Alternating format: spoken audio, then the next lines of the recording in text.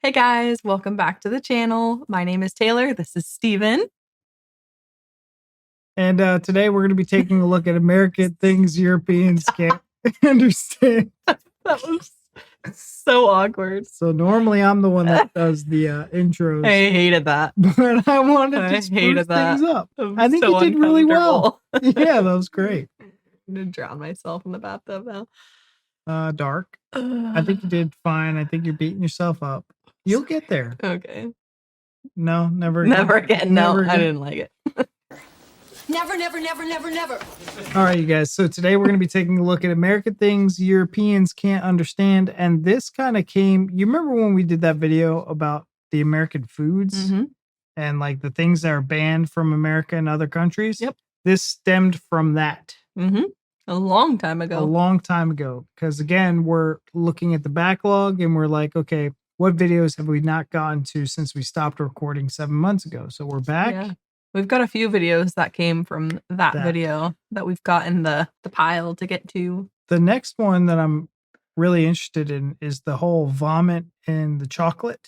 Yeah. Like, I think that's like, what are you guys talking about? So I'm curious about that because I haven't eaten a lot of chocolate since then. So I don't know if what I'm eating is vomit or not. Yeah. Then excuse the motorcycle if you hear one. My son likes to live recklessly and he has 2 of them. So you guys, let's hop on over the video and let's get it started. You ready, Freddie? I'm ready. While the culture of the United States is exported all over the world in films and on TV, it also abides by some laws and practices that many consider unusual. Europeans in particular seem to have a hard time wrapping their heads around some of them. From child beauty pageants to gun laws, let's take a look at some American things that Europeans can't understand. Okay. I'm interested to see what's going to be on here. That's going to be flip side. Sick of commercials. If you're a European enjoying a cozy night in on the couch in America, some of the stuff on TV may shock and surprise you. And no, I'm not talking about Keeping Up with the Kardashians. I'm talking about commercials, which arrive so frequently it makes watching TV feel almost unbearable to anyone unaccustomed to it. I mean, Americans also don't like that. Especially pharmaceutical commercials, which usually show grumpy men and women turned into smiling, happy people by the product being sold. These funny. are usually followed by an almost comically long list of potential side effects spoken at double speed, like Ambien ad. As well as abnormal behaviors such as being more outgoing or aggressive than normal, confusion, agitation, and hallucinations may occur. Don't take it with alcohol as it may increase these behaviors. Allergic reactions such as shortness of breath, swelling of your tongue or throat may occur and in rare cases may be fatal. Side effects may include next day drowsiness, dizziness, and headache. In patients with depression, worsening of depression including risk of suicide may occur. See, but like in Europe, I think they ban pharmaceutical ads. So I don't know if they get pharmaceutical ads. I mean, I think that was just one example, though. I think they're just saying like ads in general, which we really don't. I mean, Americans also don't like ads, but also I feel like most people use streaming platforms, so you don't really get them as much. Yeah, Netflix. Yeah, we've got Netflix, Hulu. I mean, Hulu, we don't pay for like the highest subscription, so we still get ads, but they're short and they're not as bad. They're few between. But yeah, most of those. Well, think about when this video might have came out. Maybe I was just gonna say this might be older. But I do agree. Back then, the commercials were nonstop, and like their pharmaceutical ads. I don't think anyone takes them seriously. Like I don't think anybody like watched a commercial and went, "Oh, I'll take that." Yeah, that sounds great for me. Yeah, it sounds great for me. After the long list of side effects, it's one of those things where they can't ban it, but they'll put all the side effects in it to deter people. It's crazy. Yeah. Types of direct-to-consumer commercials peddle prescription drugs, which is an advertising standard that was rejected by the European Commission back in 2002. Okay. The Commission stated that pharmaceutical companies were unable to provide impartial information on their medicines. If that's the case, why is it practiced in America? To put Why it simply, are so many things? There's simply never been a federal law passed to outlaw the practice. This is in They're no small lining their part thanks to the pockets. fact that direct-to-consumer drugs and their accompanying ads are a huge business. And in America, whether it's right or wrong, the rules tend to follow the money. Europeans might actually need a pill for the headache all those ads give them. May cause drowsiness, loss of limbs, telepathic powers, and a violent hatred of cheese. I had a violent hatred of cheese. No place like home. Let's say you're a European who's just moved over to America. You found a house in a nice residential neighborhood, and you're going through your bills. Rent, water, gas, electric, all seems in order. But wait a second. What's a homeowners association fee? To a native, that's a pretty obvious question. But for Europeans, it's an unwelcome surprise. These fees contributes to the local homeowners association, which is somewhat like a neighborhood watch, but managing funds to be reinvested into the community. It goes towards things like residential maintenance and common spaces, which keeps residents happy and property values up. With around 24% of all Americans living under a homeowners association, they pay $200 to $300 on average per month in fees to these entities. Now, while some Europeans might struggle with this, maybe $200, $300 a quarter. I don't think it's a month. I think that's excessive. I think that's on the higher end of things, but definitely more than a quarter. Yeah, but he's saying on average. I don't think, honestly, on average, they could be anywhere from like $30 a month. I've never seen anything less than 90 a month. Yeah. No way. Do you remember when we bought our house, the one that we looked at up north? Yeah. That one was like $160 a month. Huh. I just know here in Florida, it's not like here. It's like $500 for the year, for the entire year. At the end of the year, we pay our HOA dues, and they're $500. Really? Yeah, for the entire year. I've literally never seen one under 90 a month. And yeah, the house that we were looking at was like 160. And I know it was over 150. Most communities don't even have HOAs. So when you look at it, like, there's options. You don't have to live somewhere with an HOA. Well, yeah, he said about 24% of Americans. So yeah, that's not anywhere near all. Personally, I like living in an HOA. Yeah, it keeps some riffraff out a little bit better. Yeah, it makes the houses nicer. I mean, people all understand it. So, but I could see how like a European would be like, what the frick is this? Yeah, I mean, it can definitely add up. Concept. It was a form of governance that was actually invented by France back in 1804. The condominium also HOAs can have like special stipulations because when we were house shopping, we looked at the one that had HOAs and they were only going to allow us to like paint our door a certain color. Mm-hmm. They're like, you can only choose these 2 colors to paint your house or your door. And like, you have to have these plants. And it's a lot of like telling you what to do with your house that I didn't like. I don't know that they're all necessarily that strict, but there's, I think, definitely up and down sides to HOAs. But yeah. I think newer developments are definitely that strict because someone buys a new build, like they build the house for you, they don't want 2 of the same color next to each other. Yeah, which is stupid. If I'm paying that much for a house, I want it to be what I want. Yeah. And that was when we were looking to build. They told us that. Yeah, and we were like, no. I was like, okay. I really wanted gray, but I guess F me. The person across from me has that color, and the person next to you has this, so you get this. Yeah, it was stupid. Okay, no. All was exported to the U.S., where it became incredibly popular. So, for any European that wants to complain about homeowner regulations and fees, feel free to blame the French. Vacant vacation days. The USA has one of the largest economies in the world. A tremendous economy, in the president's words. But Europeans looking to get into the American world of work are often shocked when it comes to vacation time. U.S. workers are not entitled to mandatory paid vacation at all. Usually, the issue of paid leave is left at the discretion of employers. Because we don't get paid. That does include national holidays. According to research from the U.S. Bureau of Labor Statistics, in 2017, only 77% of American workers had access to paid vacation. Now, the reason that might leave Europeans slack-jawed is because mandatory paid vacation time in Europe starts at 4 weeks. In fact, America is one of the only Western countries where law doesn't enforce companies to give its employees mandatory paid vacation time. Don't believe me? Take a look at this map breaking down mandatory paid vacation time by country. Or not paid. The great countries are known not to give paid time off. Sorry, yeah. That's crazy. I should have just paused that. What were you saying? I was saying even time off that's unpaid, you're very limited on what they'll allow you. For paid time off? No, for even unpaid, for taking time off even unpaid. Yeah, or you'll lose your job. They're very like, you get 8 days a year or something, you know what I mean? So, yeah, for very, very limited. Even if you do no work, no pay, It's something like crazy. There are laws when you go into like FMLA, which is the Family Medical Leave Act, that'll protect a worker from getting laid off. But even that, I But think, that's is very specific stipulations that it's fall under that conditional, too. right? So if, say for example, when I took my Europe trip and I took off 5 weeks, only like a week and a half of that was paid. Because of PTO? Yeah, because you only got like 2 weeks a year or whatever, and I'd obviously taken a couple random days throughout the year.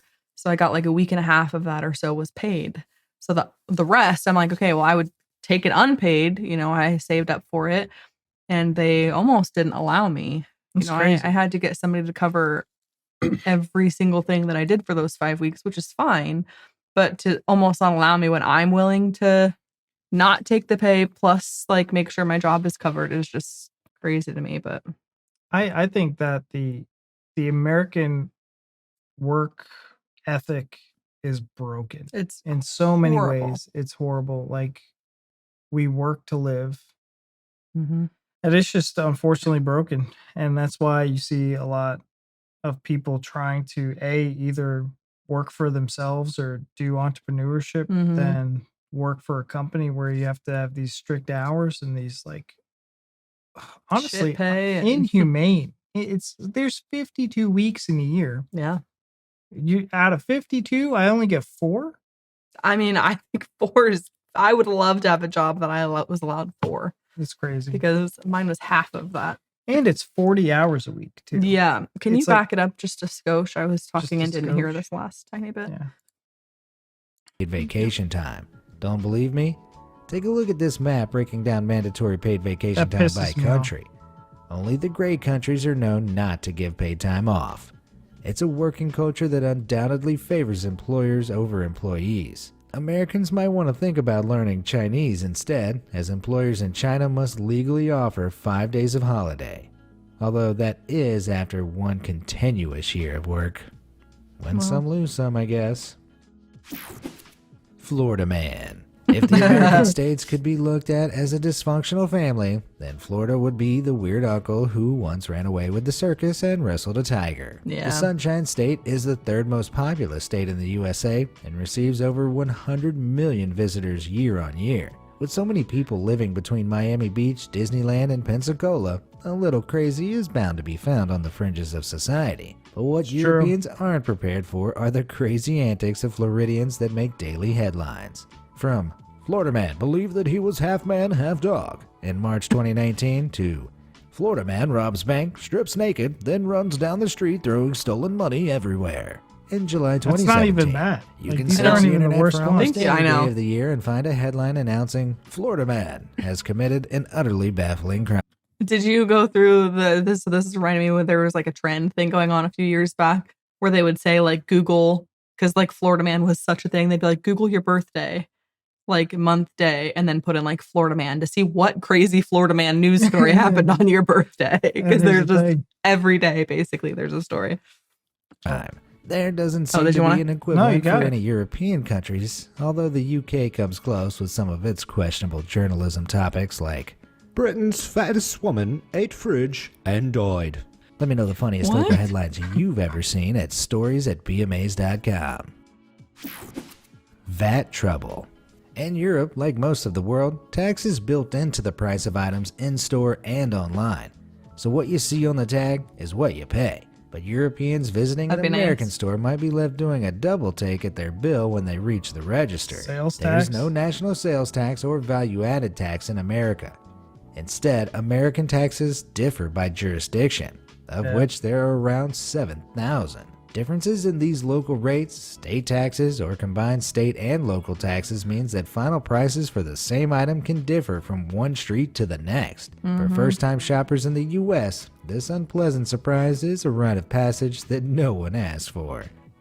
Oh, look, it's Reddington. Tipping point. A meal at a restaurant can be a real treat, but Europeans visiting America sometimes stress about the tip.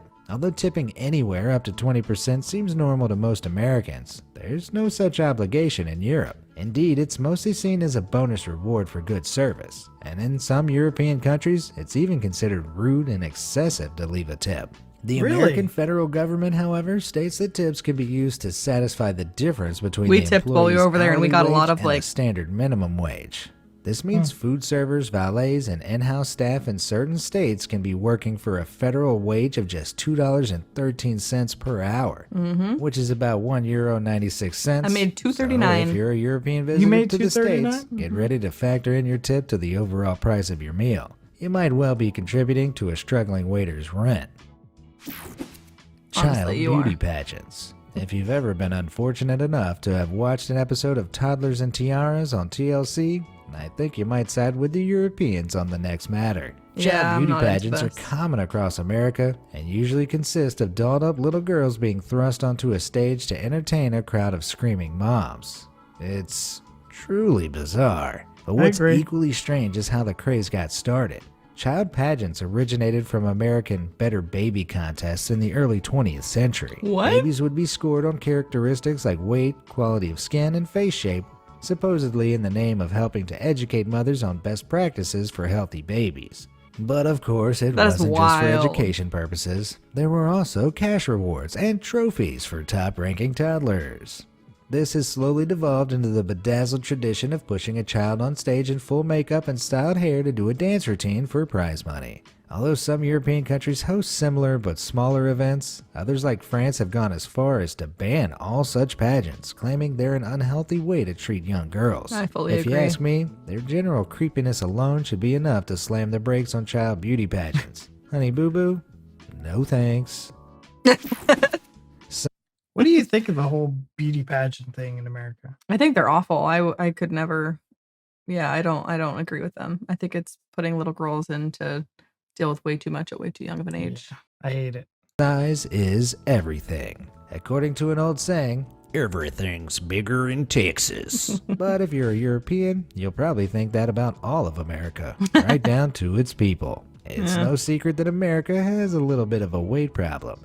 2/3 of Ouch. American adults classify as overweight, and it's estimated that almost 40% of adults in the U.S. aged 20 and over are obese. Contrasted to Europe, where a survey carried out in 2014 labeled just 15% of adults obese. That's a king-size difference, with a side of fries. The But is it American our tendency food? to overeat might have something to do Or with is it portion people sizes in overeating? the States. A I study think it's comparing the portions food- in the Paris portion and sizes are Philadelphia revealed food massively outlet different. portions were 25% larger in Philly.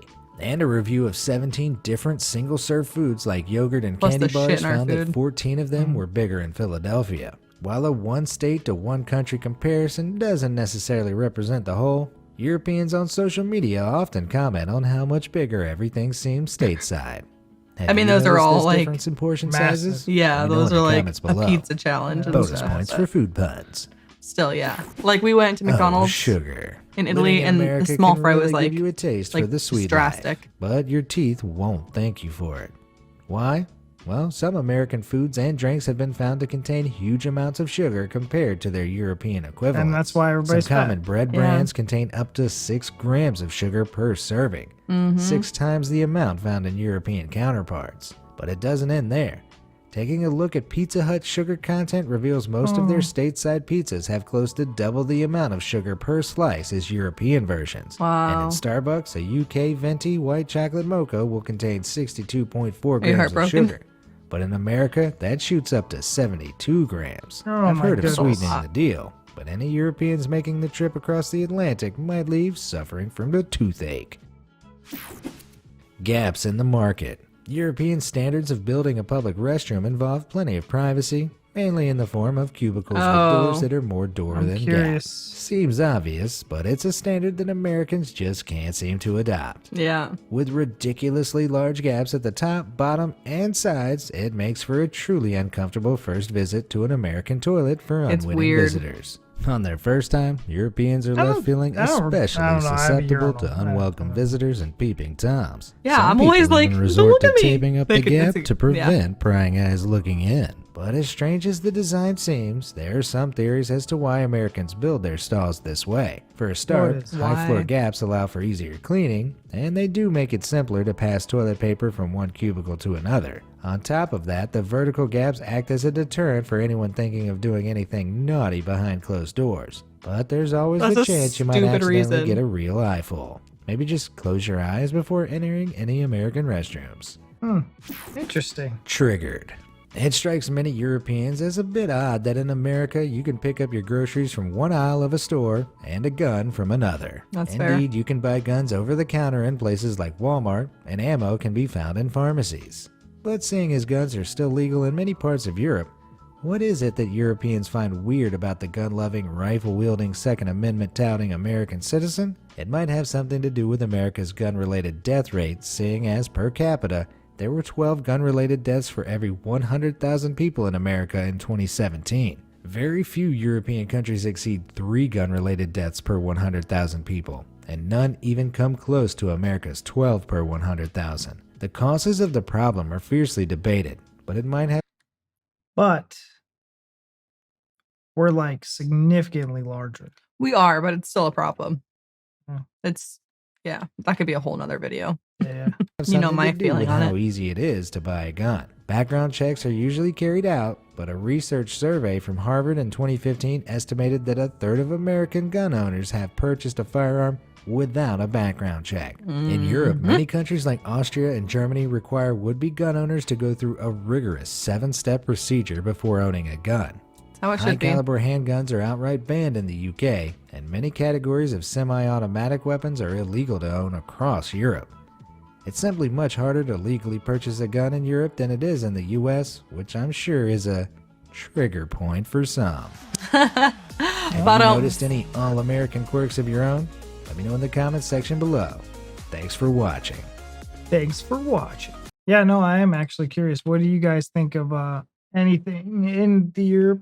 Any Europeans have any questions about America? I feel like we can answer them as Americans. So shoot your curiosities down below. I have a bunch for Europeans as well, but we get to watch YouTube videos and learn. Yeah. That was interesting. There was a lot of those that I'm like, no, I completely understand why that would be something that they would be like, why? It's weird. The bathroom thing, I had no idea. Yeah, it's super bizarre. I also, though, went, and I can't remember what country this was in when we did our Europe trip, that was very kind of uncomfortable bathroom experience, because we walked in and it was just like rows and rows and rows of stalls, but it was men and women. So like there's women in there peeing next to guys and they're pooping, and like vice versa. Like you're just stacked in the same bathroom, and that was weird. I was like, this is a little uncomfortable. Oh, like, yeah. Commingling. Like, yeah, we don't have that here. That was just bizarre. And I was like, I don't think I like this. But all right, you guys, let us know down in the comments what you thought. And yeah, love to hear from you. Yes. Thank you guys so much for watching, and we'll see you in the next one.